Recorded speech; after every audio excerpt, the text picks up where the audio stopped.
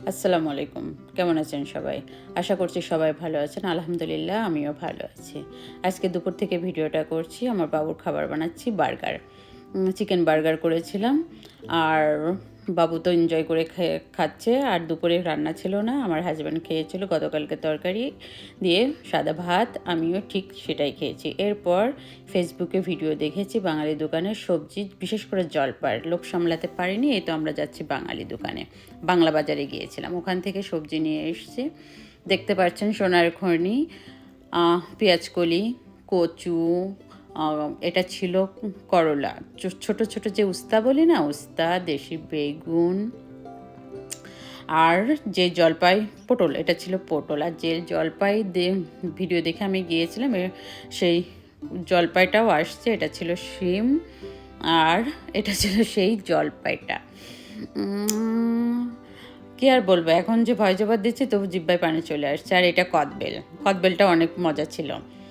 আর এই কয়েকটা সবজির দাম বিশ্বাস করবেন না, $60। চিন্তা করা যায় টাকার কোনো মূল্য আছে? টাকার কোনো মূল্য নেই, কিন্তু কি আর করবার, কোনো কিছু করার উপায় নেই। দেশেও সবজি খেতে ইচ্ছে করে, তাই নিয়ে আসা। আর এই তো নিয়ে এসেছিলাম কাজলি মাছ, নিয়ে এসেছিলাম কেসকি এবং চাপিলা মাছটা দেশি বেগুন দিয়ে রান্না করে খেয়েছি। পেঁয়াজকলি ভাজি অলরেডি খেয়ে ফেলেছি, খুবই মজা ছিল। করলা ভাজি করে খেয়েছি, মজা ছিল। আর শিম দিয়ে একটা সবজি চিংড়ি দিয়ে রান্না করেছি, সেটাও ভীষণ মজা ছিল। দেশীয় সবজি অনেক দিন পর খেলে যেটা হয় আর কি। এটা ছিল ইলিশ মাছ। আর ওনার দোকান থেকে নিয়ে এসেছিলাম হার্ট চিকেনটাও রান্না করে খেয়েছি হাফ, সেটাও ভীষণ টেস্টি ছিল। হার্ট চিকেন অনেক দিন পর খেয়েছি তো ভালো লেগেছে। আর লাস্টে উনি দিয়েছিল আচার, আমাদের তেঁতুলের আচার আর বড়ের আচার ফ্রি।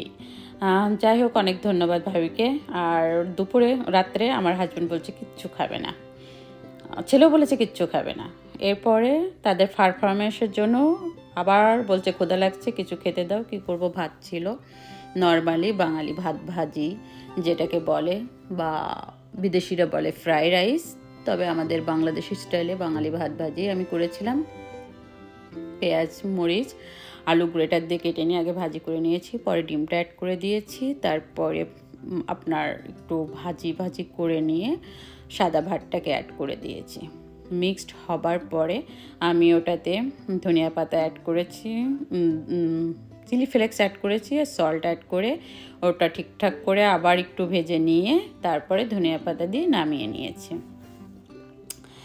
এটা হচ্ছে আমার হাজব্যান্ড কিচ্ছু খাবে না, তার পারফরমেন্সের জন্য এটা করা।